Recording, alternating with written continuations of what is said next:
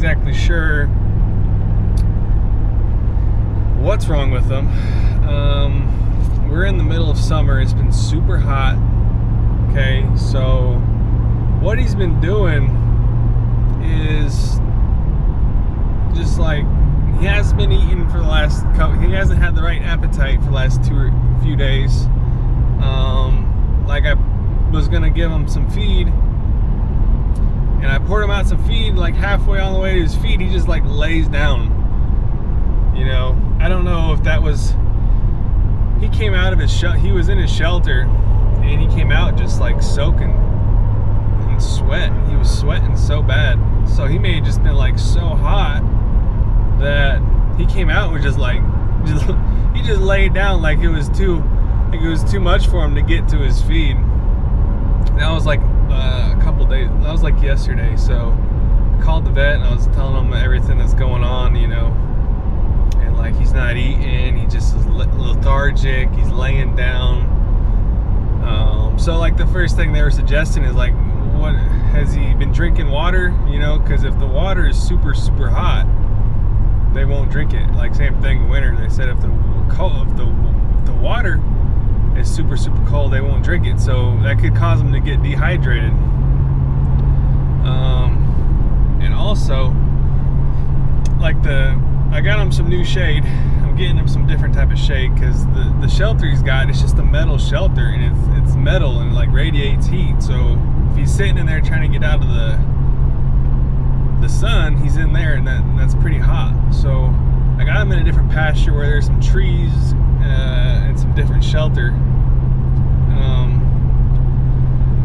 So I've been I have one of those Ritchie water systems. He's been in a pen. I don't know if it was the water. He's been having water. So we have a water tank, and you know, we have a Ritchie water system, and that stuff, he's got access to that now. So even after I did all that, he should have shade, fresh water. He's still acting right. Like this morning, I went and gave him some feed, and he didn't, like halfway through eating his feed, he just walked away from his food, and then acted like he wanted to lay down. So if he's not, he's been going to the bathroom. Okay, you gotta, if you're paying attention to what a horse's symptoms are, they're going 1 or 2. Okay, so he was going number 2, but it was in small amounts, and it wasn't super dry, like it was moist, so he wasn't really dehydrated. You know, sometimes if they're got issues with that, their stuff can just be hard and dry, like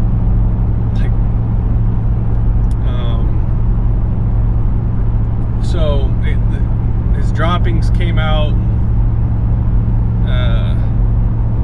moist. They weren't like dry, but it was a small amount. So they said small amounts is a sign of colicking. I might need to do a whole video on what to do with the horse if they're colicking. But right now I'm not sure what's wrong with them. He might have just been hot. I don't know. But before I got him in the trailer just a little bit ago, he was laying down again. So I'm unsure about. We're gonna go take him to the vet.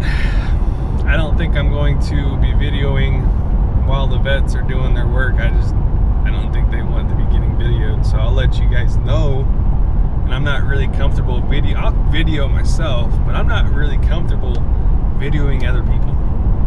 You know, sometimes it's just a little, I don't think people want to be getting videoed while they're doing their work.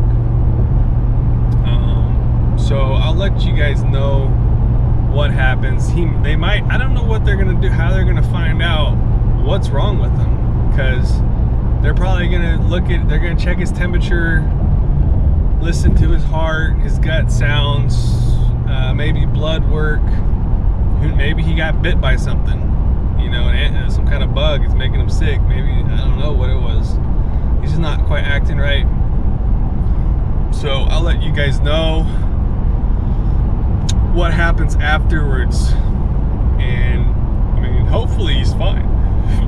But it's kind of weird because sometimes you take an animal to the vet and it's like you feel like it was a waste if your animal was fine. Like, man, we just took him here for nothing, he's fine. Well, I don't think that's a waste, because you get peace of mind knowing that, you know, that they are that they're fine, you know. So I'm not at this state right now, I am not sure. So we're gonna take, maybe they can find something wrong with them. So all right guys, I'll talk to you in a little bit. All right, I got done with the vet. So wow, what a trip to the vet that was. Okay, so explain to the vet everything that's going on. You know, he's not eating, he's been laying down, and all of that. So what the vet analyzed, first thing they did, they took a temperature, and he had a normal temperature.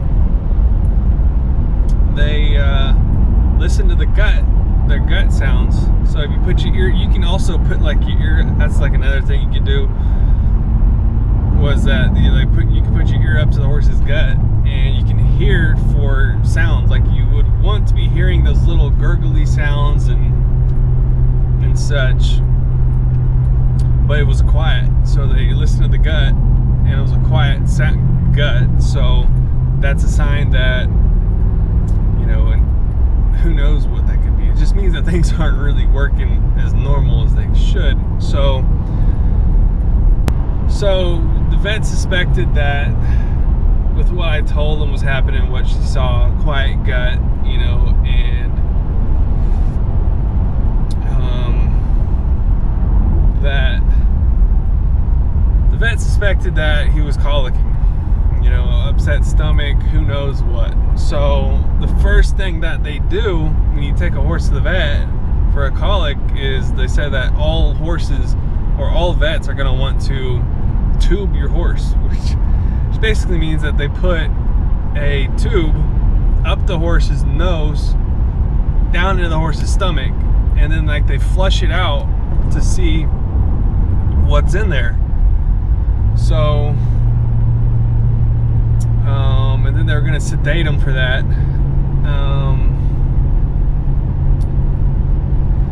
They're going to sedate him, and then what they also did through the tube is they also gave him like mineral oil, electrolytes, what else? They gave him some stuff that might help him.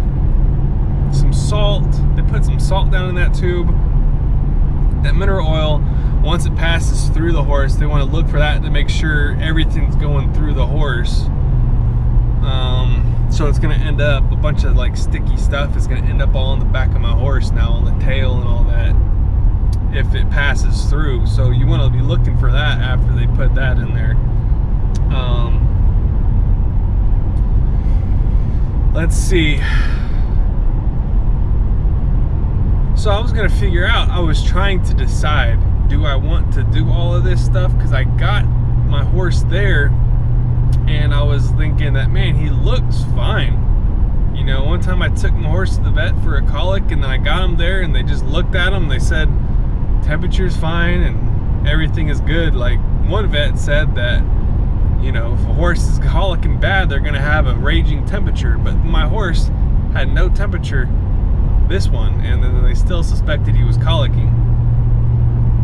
But it was Friday, so if something did go wrong with my horse, if things got worse, like I bring him back home, put him in the pasture, and he's laying down not acting right, and things got worse, then that's another thing. So if it was not Friday and he wasn't acting right already, so I might have just took him home and not done that stuff. But if he got worse, at least I know that that there's really nothing wrong with him. So I was like, okay, he's not acting that bad, so should I just take him home, but it's Friday, or should I do all this stuff to him?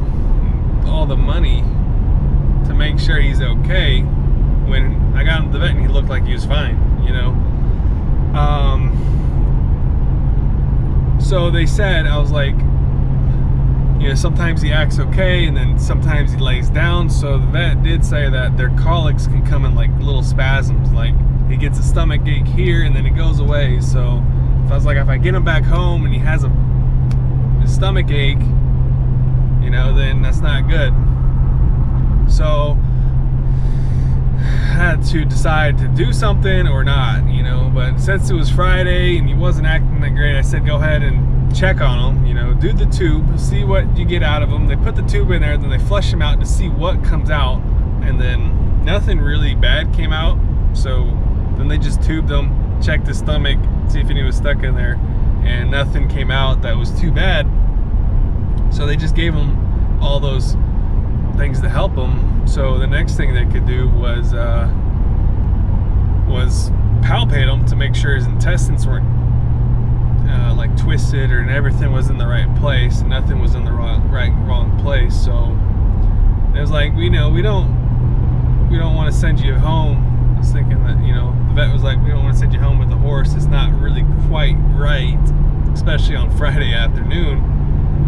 Then if you do get things bad, it's going to be $600 to $1,000 over the weekend for an emergency call. And so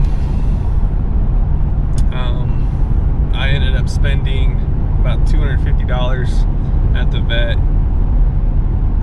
for the examination, tubing, electrolytes, minerals, palpation, datum. So afterwards, so what now here's post vet. Now what I gotta do, I gotta keep an eye on them. You know, they said don't feed them for 24 hours, you know, like they said don't even keep them, they said keep them off green grass. I remember one of my horse trainers was like high country level, like country level is high, you know, like, well, if you just kind of use your own common sense. My horse trainer was like, why would vets always want to tell you to keep your animals off of green grass, but like that's like the natural thing for them, you know. Why would you keep them off of that? That's got to be good for them to be eating green grass, right? Like, wouldn't that just be common sense? And I'm like, sometimes, you know, vets are always learning stuff in vet school, but like, what would common sense tell you, you know? So I'm gonna let my horse be eating green grass. I'm not keeping him off food for 24 hours. I don't think that's gonna help. I don't think that's gonna help a colic. So you're gonna slowly, now this one is actually, I agree with, is you slowly, now what you do with your horse is on you. Okay, this is what I'm doing. I mean, I'm gonna give my horse green grass. So you wanna slowly introduce feed back to him, you know. I'm gonna slowly introduce feed back to my horse, that's for sure. That's what I'm gonna be doing too. Even after the colic, I don't want to be going back to full feed, like 1 to 2 pounds per day increment. So I'm going to start off probably feeding like a pound a day, and then I'm going to go up to like 2 pounds, 3 pounds, 4 pounds. Usually you don't want to be feeding more than 9 pounds in one meal. That's like the max. So I mean, there's probably way more, but that could give, that's what my trip and day to the vet was like. And it's not a full